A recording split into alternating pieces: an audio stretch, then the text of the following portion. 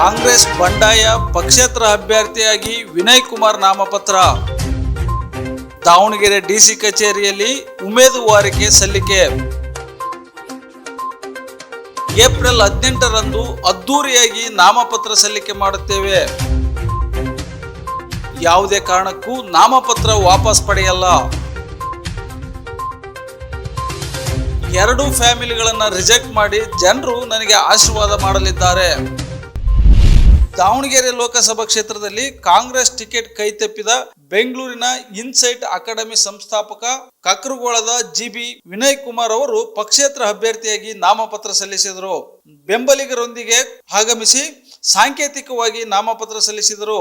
ಇದರಿಂದ ಕಾಂಗ್ರೆಸ್ ಅಲ್ಲಿ ಅಧಿಕೃತವಾಗಿ ಬಂಡಾಯದ ಬಾವುಟ ಆರಿದಂತಾಗಿದೆ. ಅಲ್ಲದೆ ಏಪ್ರಿಲ್ 18ರಂದು ಮತ್ತೊಮ್ಮೆ ಅದ್ದೂರಿಯಾಗಿ ಅಪಾರ ಸಂಖ್ಯೆಯ ಬೆಂಬಲಿಗರೊಂದಿಗೆ ಮೆರವಣಿಗೆಯಲ್ಲಿ ಜಿಲ್ಲಾಡಳಿತ ಭವನಕ್ಕೆ ಧಾವಿಸಿ ನಾಮಪತ್ರ ಸಲ್ಲಿಸುವುದಾಗಿ ತಿಳಿಸಿದ್ದಾರೆ.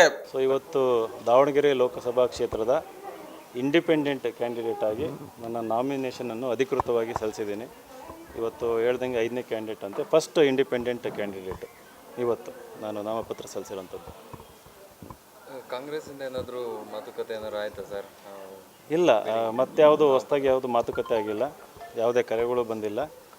ಈಗ ಅಧಿಕೃತವಾಗಿ ಇಂಡಿಪೆಂಡೆಂಟ್ ಕ್ಯಾಂಡಿಡೇಟ್ ಆಗಿ ನಾನು ಚುನಾವಣಾ ಕಣದಲ್ಲಿದ್ದೀನಿ. ಮತ್ತು 18ಕ್ಕೆ ನಮ್ಮ ಬೆಂಬಲಿಗರ ಜೊತೆ ಇನ್ನೊಂದು ಸರಿ ಬಂದು ಸ್ವಲ್ಪ ಅದ್ದೂರಿಯಾಗಿ ನಾಮಪತ್ರ ಸಲ್ಲಿಸೋಣ ಅಂತ. ನಾನು ಜೂನ್ 4ರಂದು ಜಯಬೇರಿ ಬಾರಿಸುವುದು ಪಕ್ಕ ಆಗಿದೆ. ಕೆಲವೊಂದು ಭಯದ ವಾತಾವರಣ ಇದೆ, ಹೀಗಾಗಿ ಕೆಲವರು ನನ್ನ ಜೊತೆ ಬಂದಿಲ್ಲ. ನಾನು ಅವಸರವೇನು ಮಾಡಿಕೊಂಡಿಲ್ಲ, ದುಡುಕಿನ ನಿರ್ಧಾರ ಕೈಗೊಂಡಿಲ್ಲ. ಎಲ್ಲ ಯೋಚನೆ ಮಾಡಿಯೇ ನಾಮಪತ್ರ ಸಲ್ಲಿಕೆ ಮಾಡಿದ್ದೇನೆ. ಜನ ಹೊಸ ಮುಖಕ್ಕಾಗಿ ಕಾಯುತ್ತಿದ್ದಾರೆ. ಯಾವ ಕಾರಣಕ್ಕೂ ನಾನು ನಾಮಪತ್ರವನ್ನು ವಾಪಸ್ ಪಡೆಯುವುದಿಲ್ಲ ಎಂದು ವಿನಯ್ ಕುಮಾರ್ ಹೇಳಿದ್ದಾರೆ. ಸೊ ಖಂಡಿತವಾಗಿಯೂ ಕಂಟೆಸ್ಟ್ ಮಾಡ್ತಾ ಇದ್ದೀನಿ. ಯಾಕಂದರೆ ಜನಗಳು ಬಯಕೆ ಆ ರೀತಿ ಇದೆ. ನಾನು ಪ್ರತಿದಿನ ಜನಗಳ ಹತ್ರ ಹೋದಾಗ ಪ್ರತಿದಿನ ಒತ್ತಡ ಜಾಸ್ತಿ ಆಗ್ತದೆ, ನೀವು ನಿಲ್ಲೇಬೇಕು ಅಂತಂದು. ಸೊ ನನ್ನ ಕ್ಷೇತ್ರದ ಜನಗಳ ಅಭಿಲಾಷೆ ಮೇರೆಗೆ ನಾನು ಇಂಡಿಪೆಂಡೆಂಟ್ ಕ್ಯಾಂಡಿಡೇಟ್ ಆಗಿ ನಾಮಿನೇಷನ್ ಸಲ್ಲಿಸಿದ್ದೀನಿ. ಸೊ ಈಗ ಇದು ಖಚಿತ, ನಾನು ಕಂಟೆಸ್ಟ್ ಮಾಡೋದು ಖಚಿತ. ಕೆಲವೇ ದಿನ ಉಳಿತು ಸರ್, ಎಲ್ಲ ರೀಚ್ ಆಗುತ್ತಾ? ಇಲ್ಲ, ನಾನು ಆಲ್ರೆಡಿ ಎಲ್ಲ ಹಳ್ಳಿಗಳನ್ನು ರೀಚ್ ಆಗಿದ್ದೀನಿ. ಆಲ್ಮೋಸ್ಟ್ 80% ಹಳ್ಳಿಗಳನ್ನ ಕವರ್ ಮಾಡಿದ್ದೀನಿ. ಮೊನ್ನೆ ಟಿಕೆಟ್ ಮಿಸ್ ಆದಮೇಲೂ ಕೂಡ ಮತ್ತೆ ಒಂದು 200 ವಿಲೇಜಸ್ನ ಕವರ್ ಮಾಡಿದೆ. ಈಗ ಅನದರ್ 500 ವಿಲೇಜಸ್ಸು ಪ್ಲಸ್ ದಾವಣಗೆರೆ ನಗರ. ಬೆಳಗ್ಗೆನೂ ಕೂಡ ನಾರ್ತ್ ರೌಂಡ್ಸ್ ಹೋಗಿದ್ದೆ, ಒಳ್ಳೆ ರೆಸ್ಪಾನ್ಸ್ ಇದೆ. ಅದು there is a undercurrent, ಕೆಳಗೆ ಸ್ಟ್ರಾಂಗ್ ಅಂಡರ್ ಕರೆಂಟ್ ಇದೆ, ಇನ್ವಿಸಿಬಲ್ ಅಂಡರ್ ಕರೆಂಟ್. ಯಾಕಂದರೆ ಇಲ್ಲಿ ಭಯದ ವಾತಾವರಣ ಇರೋದ್ರಿಂದ ಹೊರಗೆ ಯಾರು ಹೇಳ್ಕೊಳ್ಳಲ್ಲ ಇಲ್ಲಿ. ಸೊ ವೋಟಿಂಗ್ ದಿನ ಖಂಡಿತ ಅದು ಎಕ್ಸ್ಪ್ರೆಸ್ ಆಗುತ್ತೆ.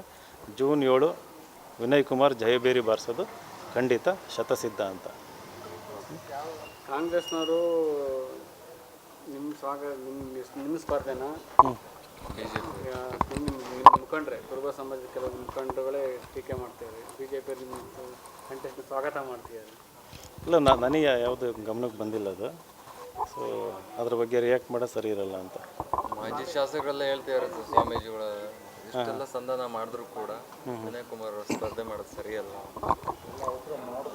ಭಾಳ ಅವಸರ ಇದೆ, ದುಡುಕಿದ್ರು ಅಂತಂದ.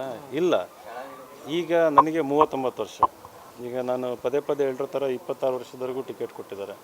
ನನಗನ್ಸೋದು ಅಲ್ಲಿ ದುಡುಕಿ ಅವ್ರಿಗೆ ಟಿಕೆಟ್ ಕೊಟ್ಟರು ಅಂತ. 39 ವರ್ಷದ ನಮಗೆ ಕೊಡ್ಬೋದಿತ್ತು ಟಿಕೆಟ್ನ. ಈಗ ನಾನು ದುಡುಕಿ ನಿರ್ಧಾರ ತಗೊಂಡಿಲ್ಲ, ಸರ್ವೆ ಮಾಡಿಸಿದ್ದೀನಿ.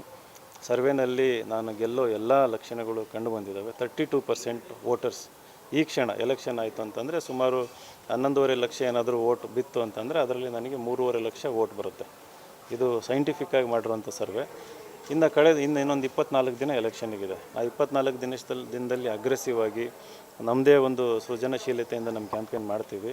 ನನಗೆ ಫುಲ್ ಕಾನ್ಫಿಡೆನ್ಸ್ ಇದೆ. ವೋಟರ್ಸ್ ಈ ಸರಿ 2 ಫ್ಯಾಮಿಲಿಗಳು ಏನಿದಾರಲ್ಲ ಅವ್ರನ್ನ ರಿಜೆಕ್ಟ್ ಮಾಡಿ, ಇಲ್ಲಿ 2 ಪಾರ್ಟಿ ಅನ್ನೋದಕ್ಕಿಂತ 2 ಫ್ಯಾಮಿಲಿ ಕ್ಯಾಂಡಿಡೇಟ್ಸ್ನ ರಿಜೆಕ್ಟ್ ಮಾಡಿ ವಿನಯ್ ಕುಮಾರ್ಗೆ ಆಶೀರ್ವಾದ ಮಾಡ್ತಾರೆ. ಯಾಕಂದರೆ ತುಂಬ ಇಷ್ಟಪಟ್ಟಿದ್ದಾರೆ, ನನ್ನ ವ್ಯಕ್ತಿತ್ವ ನೋಡಿದ್ದಾರೆ, ಕೆಲಸ ನೋಡಿದ್ದಾರೆ. ದಾವಣಗೆರೆಗೆ ಇಂಥವ್ರು ಬೇಕು, ಹಾಗೆ ದಾವಣಗೆರೆಗೆ ಹೊಸಬರು ಬೇಕು. ಒಬ್ಬ ಹೊಸಬನಿಗೆ ಅವಕಾಶ ಸಿಕ್ತು ಅಂತಂದರೆ ನಾಳೆ ವಿಕೇಂದ್ರೀಕರಣ ಆಗ್ತದೆ, ಬೇರೆಯವ್ರಿಗೆ ಅವಕಾಶ ಸಿಗುತ್ತೆ ಅನ್ನೋ ನಂಬಿಕೆ ಮೇಲೆ, ಭರವಸೆ ಮೇಲೆ ನನಗೆ ವೋಟ್ ಹಾಕೇ ಹಾಕ್ತಾರೆ ಅಂತ ಬಲವಾದ ನಂಬಿಕೆ ಇದೆ.